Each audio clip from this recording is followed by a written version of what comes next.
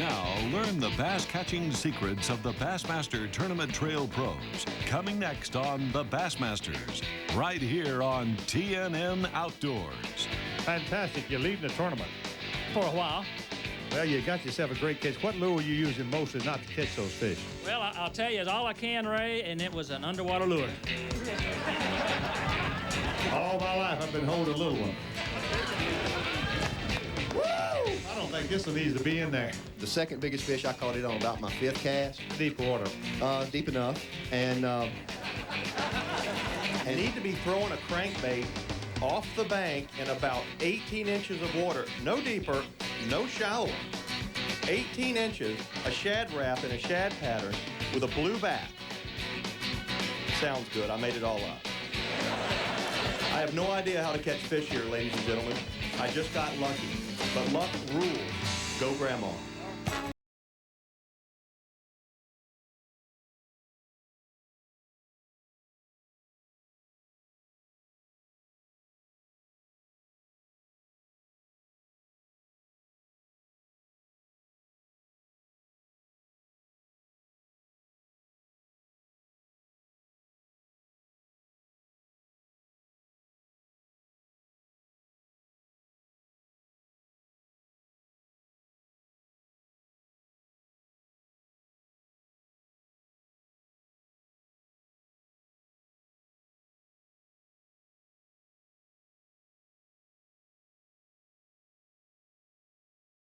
Ten-pound class are weighed in frequently from the Savannah River impoundment. But there's a timetable to hit the big bass bonanza. Be here in March and April when the big ones move shallow. Today on the Bassmasters, we're going to show you how the pros adapt and adjust to catch bass when the bite's not so easy. As our on-the-water reporter, Tim Miller, explains. Well, Bob, this is going to be a tough tournament, no doubt, but it's going to be a great lesson on fall bassing. Recently, Lake Richard B. Russell turned over. Now, we've never really specifically addressed this on the Bassmasters, so what does it mean when a lake turns over in the fall? Here's South Carolina pro Davey Hyde.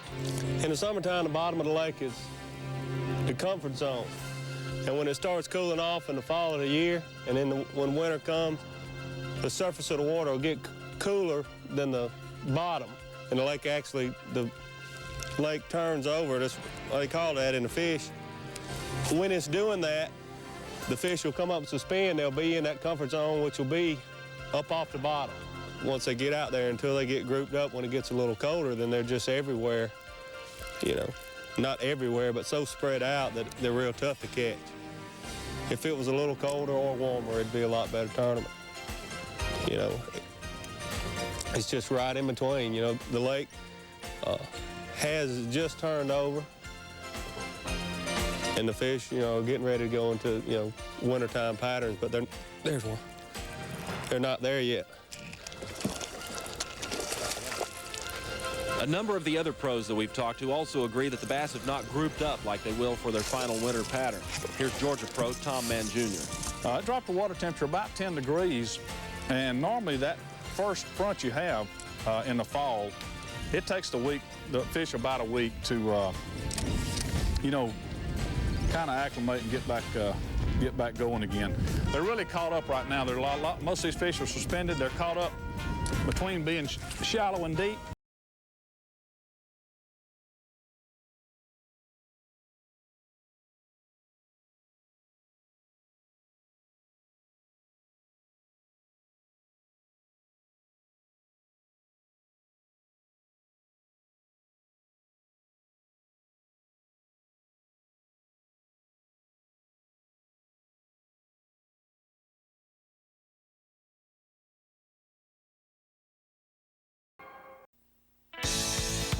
Lake Richard B. Russell, a 26,650-acre impoundment built by the Corps of Engineers on the Georgia-South Carolina border.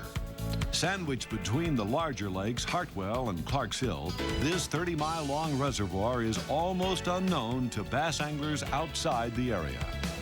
Elberton, Georgia, the host city for the Bassmaster Georgia Top 100 tournament.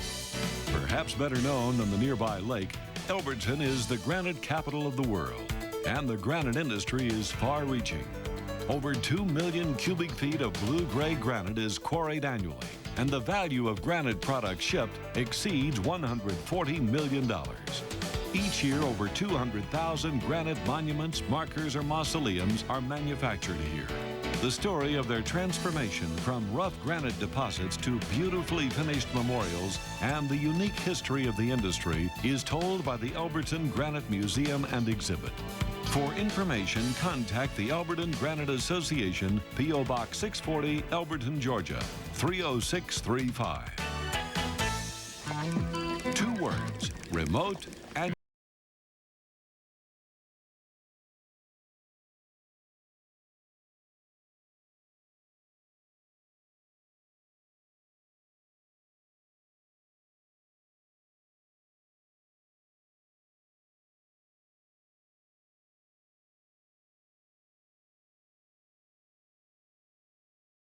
visitors each year. I want to say it's a lot like where I fish because it's real super clear water and the fish go deep in the fall and the winter, which I'm kind of known as a, deep structure, offshore structure type fisherman. So I like these conditions. The only difference is we don't have any spotted bass. These are all largemouth bass. Would probably be the only difference. But this lake looks a lot like Lanier and it fishes a whole lot like Lake Lanier. Something biting on my cricket.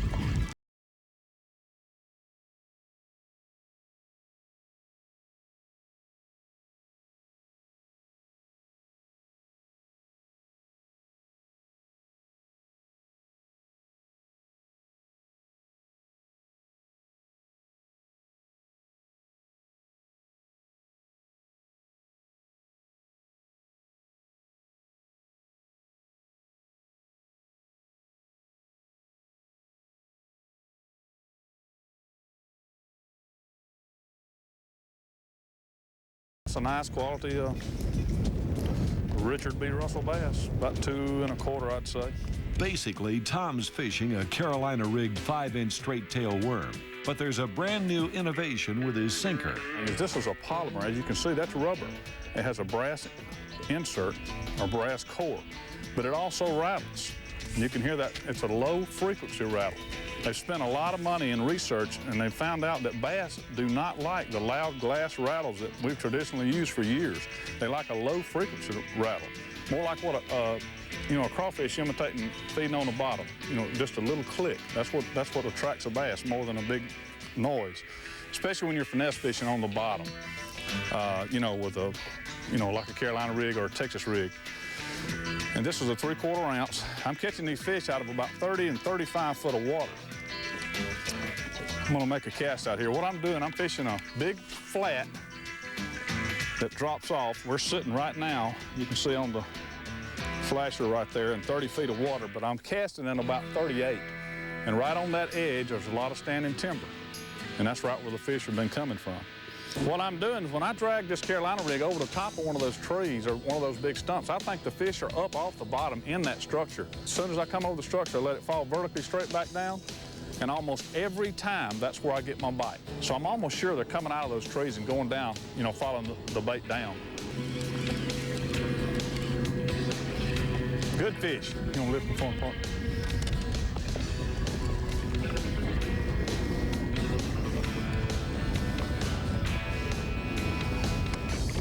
Lift it. There you go. With the bass suspended, fishing a spinnerbait in the standing timber is also an option, and it's paying off for Bernie Schultz. I'm in real clear water, so I'm using a spinnerbait that looks real believable. It looks a lot like the forage the bass are feeding on, and I'm covering a lot of water. Really slow rolling that bait right by the tree. I'm fishing everywhere from 8 to 35 feet of water. The trees come to the surface, even in that real deep water. The most important thing is getting the bait as close to the tree as possible at that perfect depth zone, 3 to 5 feet. And the problem with some of the trees is they're real gnarly under the water, and to get the bait in there takes several different angles to figure out the right way to access a tree. If there's any kind of ripple on the water or wave action from the wind, it's real hard to read how the tree sits. So it takes some experimentation. Then once you get to know the tree, I try to repeat that cast when I come back to that tree later on or on a different day. There's another key to fishing this standing timber, as Joe Thomas explains. Seems like it's been best when you get a little mixture. If you get a couple of hardwood trees up against a cedar like we have right here, I've been getting more bites around situations like that. I think it just provides a little more cover, maybe a little variety for them. A lot of times it's really hard to get your cast where it needs to be, though. To get it down a couple, 3 foot into the tree, you almost have to cast a good ways past the tree and then try and get the bait down and under the branches. And a lot of times I'll cast past and then try and loop it under like I've done right there. Get the bait up under the tree. There are more tips and tactics for fall bassin from the Bassmaster Tournament Trail Pro. After 2 rounds of competition, there's no doubt in anyone's mind that the Bassmaster Georgia Top 100 is a test for the best. Only 39 5-bass limits scored so far, and 561 fish weighed in. A pair of Arkansas-based pros topped the Jersey's activewear leaderboard. Mike WURM of Hot Springs has 21 pounds 1 ounce, followed by Jerry Williams of Conway with 19 pounds 4 ounces. Claude FISHBURNE ranks 3rd, just ounces ahead of Bernie Schultz and Joe Thomas. Both tournament leaders learned their bassin lessons on the same Arkansas lake, and it's a fall pattern that's working here, as Mike WURM explains. Fall of the year on Lake Ouachita, we do the same thing I'm doing here in this tournament right now. And I'm following the fish up into creek channels, and I'm fishing in creek channels. Really, I'm using 2 different kinds of lures. One's jigging spoon, one's a Carolina rig, and that's basically my 1-2 punch. The shad in the fall all seem to go up the creek channels, and so where the shad goes, so go the bass. And it's like that in the fall just about all over the country. That's the first thing they do is migrate up in the creeks. And they follow these creek channels, there's migratory routes. And then you get to the channel swings or the channel bends, and there's a drop on every one of them. And the particular one I'm fishing has a long bar off of it that's relatively clear of cover, but then on the end it's got standing timber that you can't see on the surface, but you can on your depth finder. And I've been holding my boat in a position where I can jig a spoon over that clear bottom and also throw a Carolina rig. And if they get real cold and real tight, they'll group up, and that's when the jigging spoon works good. Jerry Williams has zeroed in on a similar spot in Coldwater Creek. And basically, it's just a small little point that creek channel bends into. And it's not noticeable because the creek channel's in the timber.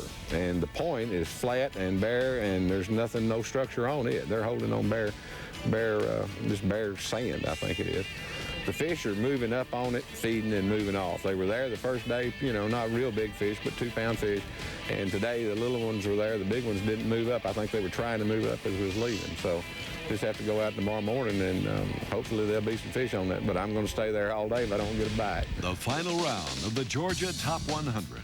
And tournament leader Mike WURM finds conditions different, as Bassmasters TV reporter Tim Miller explains. Our leader, Mike WURM, is fishing off an extended point that goes out into a creek channel drop. You can see from the bank going across that marker about 125 yards out there is Mike WURM. He's fishing about a cast length just before the point goes into the creek channel. What you're going to learn from Mike WURM now is how to follow and pattern bass in a small select area. This morning, Mike started fishing a Carolina rig, shallow, just like he did yesterday. But those bass weren't there. Same fish he was catching yesterday afternoon. So he picked up his jigging spoon, moved out the point to a little bit deeper water, and he's catching bass.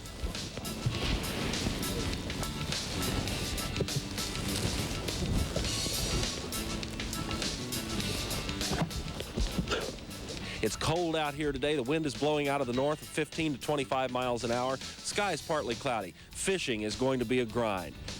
But today, for some reason, they're not there. I think the front has moved them out to this deeper water. I'm out here now at 30 feet. And I'm jigging this spoon right up and down off the bottom, about a couple of foot off the bottom. And I think they've probably pulled out because of the weather and got in this deeper water. I've seen them on the depth finder, a couple of blips just off the bottom. Hopefully there'll be a few more and we can get 5 out of them.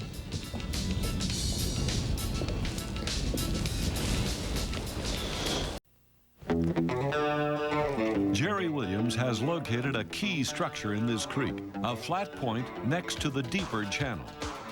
I got a flat point that's coming out here. Creek channel comes in over here where you see the timber bends, makes a bend right out here. Fish coming out of the creek channel coming up on the side of this point feed. I hope. They bend 17 feet deep.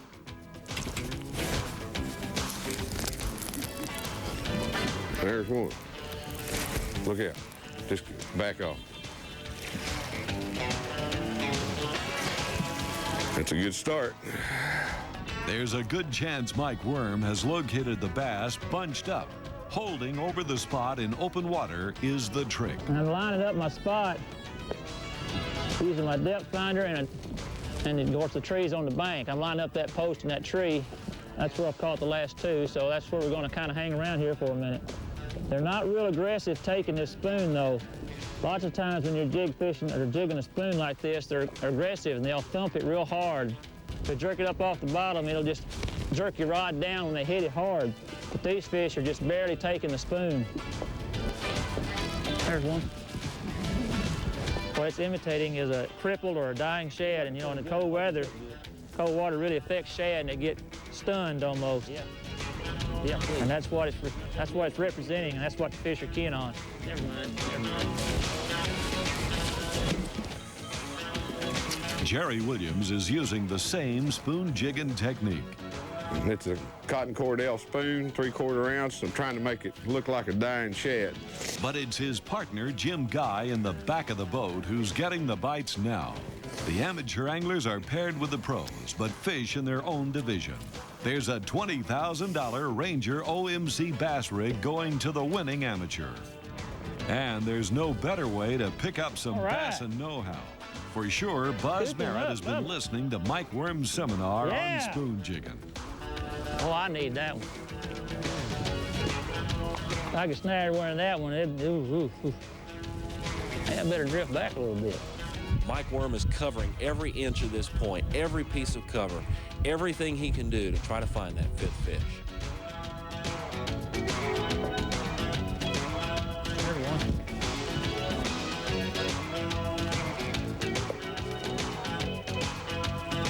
Good. That's a good. Come here, help me. Yeah.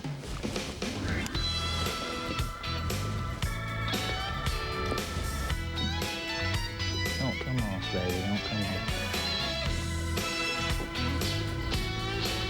Don't worry about getting your hand in his mouth. Just get him in the boat. Oh, that's a good. Get him the first time. You won't get another chance.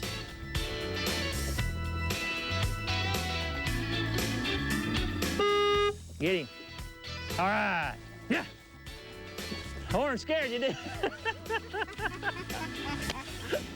he leaned on the horn. I thought he was going to jump out of the boat.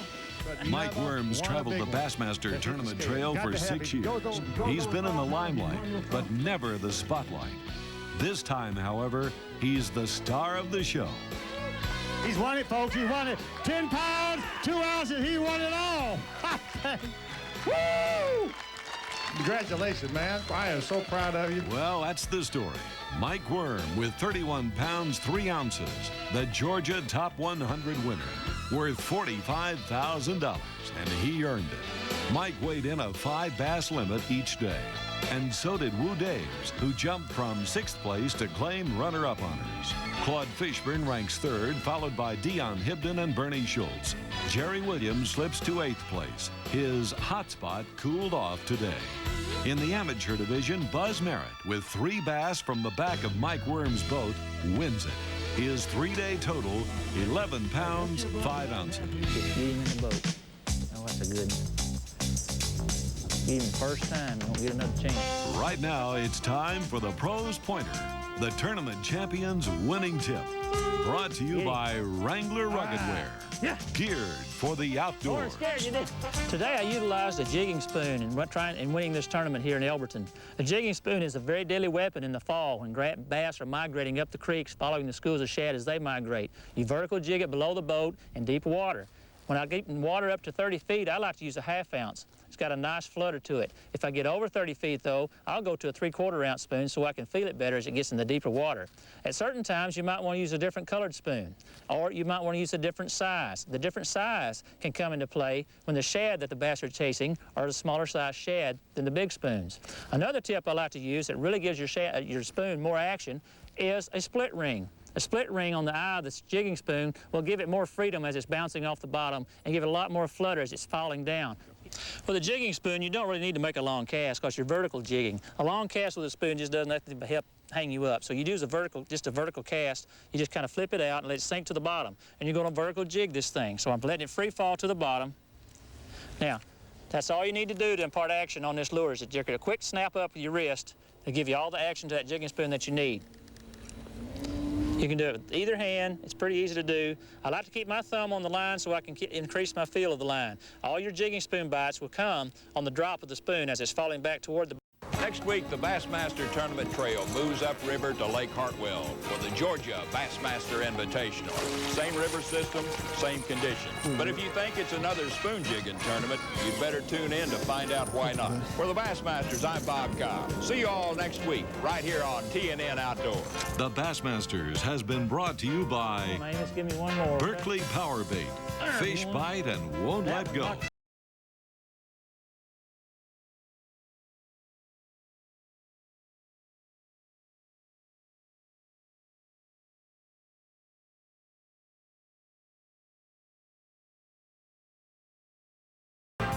Chevy trucks, the most dependable, longest